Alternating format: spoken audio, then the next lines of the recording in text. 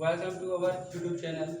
आज फिर हम अपनी क्लास में यथावत अपने टाइम से आज हम बात कर पिछले वीडियो में हमने बात की थी टेंथ के विषय में बात नहीं की थी, पर टेंथ के विषय में कुछ बताया था बैक वाइट क्लास में, और इसमें क्लाउड्स के विषय में हमने आपको बता दिया है और फ्रेज के विषय में हमने अभी आपको नहीं बताया है। बट हम आज फ्रेज के विषय में बात करेंगे। उससे पहले आपको एक बात बता दें, हर टेंस के अंदर इस तरीके से कॉम्बिनेशन होते हैं, तीनों का एक समावेश होता है। सेंटेंस है और सेंटेंस के बाद एक क्लाउज है, क्लाउज जो फ्रेज भी है।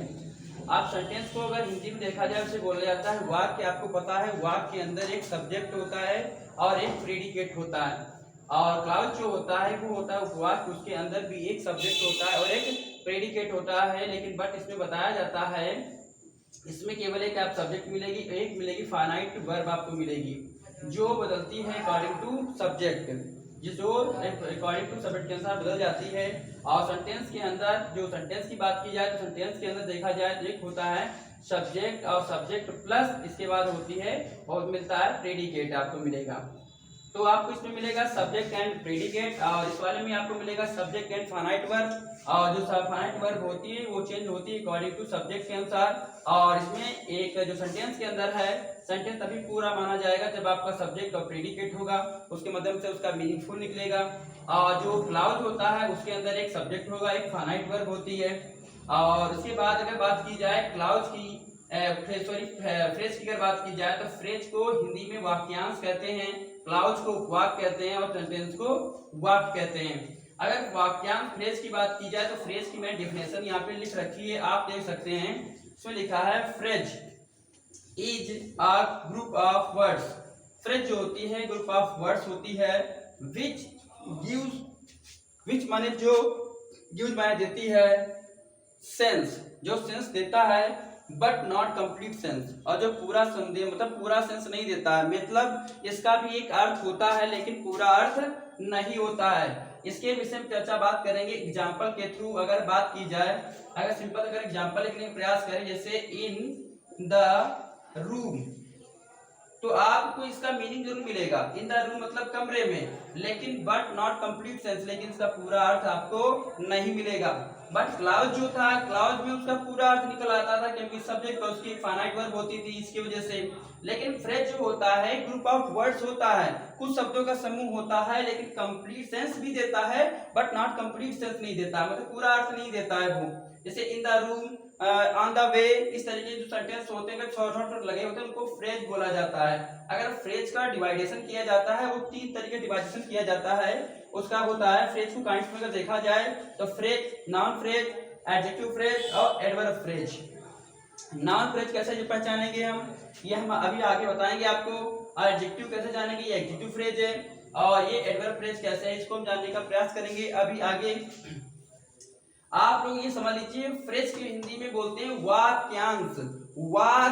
वाक्यांश मतलब समझो, इस शब्द से ही समझो, वाक्यांश वाक्य का अंश, मतलब पूरा अंश नहीं है, वाक्य का अंश मतलब जो वाक्य है उसका एक अंश है जो अर्थ तो देता है लेकिन पूरा अर्थ नहीं देता है, उसी को हम फ्रेज कहते हैं।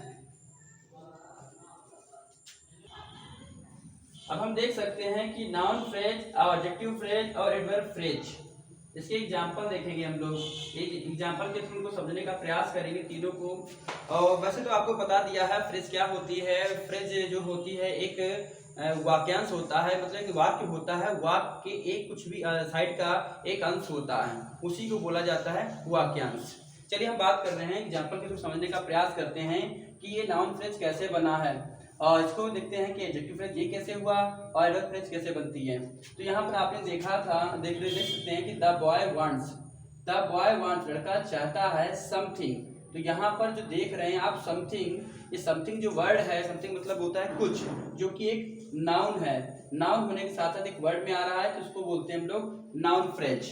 आगे आप देख सकते हैं द बॉय वांट्स माने चाहता है, टू गो जाना, कहाँ जाना चाहता है, होम मतलब घर। तो लड़का जो है यहाँ पर, जो लड़की कनेक्शन है यहाँ पर वो होम से है, क्योंकि लड़का ही चाहता है घर को जाना चाहता है। तो यहाँ पर जो होम लिखा है ये आपका नाउन फ्रेज है। और जो भी नाउन से संबंधित बात है आपने नाउन पढ़ा है, noun is the name of person, place और थिंग। इसमें देखा होगा आपने किसी के नाम को या किसी के नाम को या स्थान के नाम को या किसी वस्तु के नाम को नाउन कहते हैं। उसी तरीके से इसमें पहचानने का बहुत ही आसान तरीका है। आप देख सकते हैं समथिंग, समथिंग मींस होता है कुछ, जो कि एक नाउन में आता है। बॉय जो है इसमें लिखा want to go, home, home भी एक नाउन में आता है, प्लेस में आता है। तो आप ये जान सकते हैं इस तरीके से आपकी होती है नाउन फ्रेज। अब हम बात करने वाले हैं एडजेक्टिव फ्रेज की। एडजेक्टिव फ्रेज देखिएगा यहाँ पे लिखा है आ गोल्डन क्राउन। क्राउन मीन्स होता है मुकुट। तो आ गोल्डन मतलब होता है सुनहरा, क्राउन मतलब सुनहरे कलर का एक मुकुट है। वही देखो इसी को ये जो लिखा है आ गोल्डन क्राउन, ये एडजेक्टिव है, ये एडजेक्टिव है। और इसके बाद में ये एडजेक्टिव आपका है, उसके आगे एडजेक्टिव फ्रेज भी बनाया गया है आ क्राउन मेड ऑफ गोल्डन। एक क्राउन जो है मेड बना हुआ है, आ गोल्डन मतलब सुनहरा मतलब सोने से बना हुआ एक मुकुट है। तो यहाँ पर आप देख सकते हो इस तरीके से। तो इसलिए ये आपका एडजेक्टिव है और जो आगे बनाया गया है ये बनाया गया एडजेक्टिव फ्रेज। आगे आप एक दूसरा एग्जांपल देख सकते हैं आ पर्पल क्लॉक। एक जो पर्पल कलर की क्लॉक है, घड़ी है, आ क्लॉक जो बनाई गई है आ क्लॉक है आ पर्पल क्लॉक मतलब एक जो घड़ी है वो मतलब आ क्लॉक जो घड़ी है आ पर्पल क्लॉक मतलब होता है कि पर्पल कलर की है। सॉरी यहाँ पर क्लॉक लिख दिया हमने गलती से, तो यहाँ पे होना चाहिए कलर, COLOR कलर होना चाहिए। तो मतलब ये पहले इसमें लिखा है आ पर्पल क्लॉक मतलब पर्पल बैंगनी कलर की एक घड़ी है। तो उसी को आ क्लॉक आ पर्पल कलर जो एक घड़ी है वो पर्पल कलर की मतलब बैंगनी कलर की है। तो यहाँ पर आप इस तरीके से देख सकते हैं ये आपकी बनी जो ये आगे की बनी है ये बनाया गया है आपका एडजेक्टिव फ्रेज। और जो ये पहले एग्जांपल में लिखे हुए हैं आ क्राउन मेड, आप देखो बना हुआ है दूसरी एडजेक्टिव फ्रेज में आ क्राउन मेड ऑफ गोल्डन। और दूसरा इसका एग्जांपल हमने बताया आपको है, यहाँ पे देख सकते हो आ पर्पल क्लॉक, ये वाला जो ये आ क्लॉक आ पर्पल कलर वाला बना दिया है। ये आपकी है दोनों एडजेक्टिव फ्रेज। मतलब बाद वाले जो हैं, पहले वाले जो आपके हैं जिसको अंडरलाइन कर रहे हैं, जो अंडरलाइन वाले हैं ये आपके एडजेक्टिव हैं और जो अंडरलाइन नहीं हैं वो आपके एडजेक्टिव फ्रेज हैं। अब आप देख सकते हैं ऊपर वाले नाउन फ्रेज में देख सकते हैं समथिंग जो आपका है नाउन फ्रेज है और होम जो आपका है यहाँ पर भी ये नाउन फ्रेज है। अब देख लेते हैं एडवर्ब फ्रेज।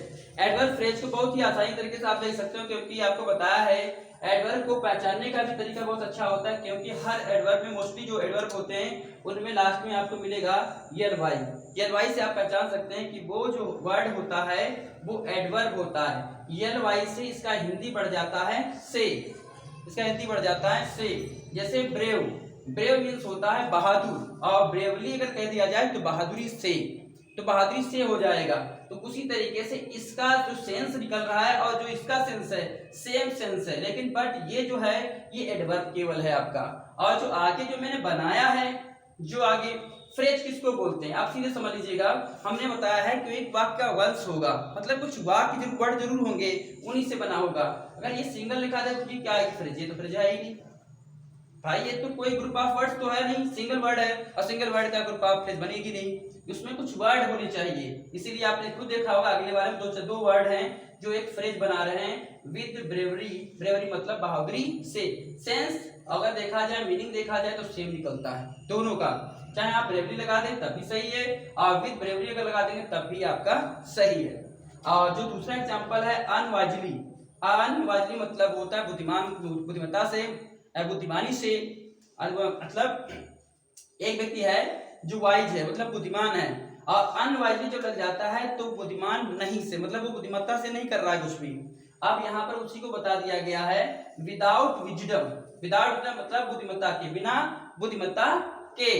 तो यहाँ पर देख लीजिए जो ये वर्ड दो वर्ड आए हैं ये आपके बन गए हैं एडवर्ब फ्रेज। ये दोनों आपके एडवर्ब फ्रेज हैं और जो ये हैं ये आपके केवल एडवर्ब ही हैं। पिछले बार में आपने देखा, आपने पहला बताया था आपको आ गोल्डन क्राउन, ये आपका एडजेक्टिव है और आ गोल्ड लिखा है क्राउन मेड ऑफ गोल्डन, ये आपका है एडजेक्टिव फ्रेज। और आगे इसकी बात करते हैं आ पर्पल क्लॉक, ये आपका है एडजेक्टिव और आ क्लॉक आ पर्पल कलर ये आपका एडजेक्टिव फ्रेज है।